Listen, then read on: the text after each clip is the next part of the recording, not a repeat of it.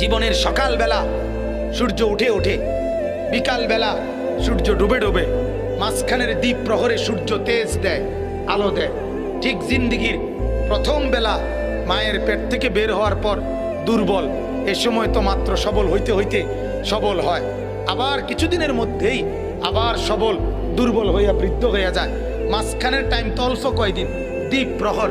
এ সময় যদি আলো না ছড়ায়, এ সময় যদি তেজ না থাকে, এই সময় যদি আখলাক না থাকে, তো কখন সে কিছু করবে? বলেন আমারে, বলেন মিয়া। আজ উনি চেষ্টা করলে, এই চাচা আজকে চেষ্টা করলে 200 রাকাত নামাজ একবারে রাত্রেবেলা পারবো পড়তো? পারবেন? কুলাইবেন আপনি শুনলে? কিন্তু এক যুবক চাইলে পারবে না? কথা বলেন না কেন?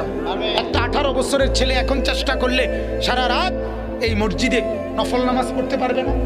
আল্লাহ তাকে এই শক্তি দিছে।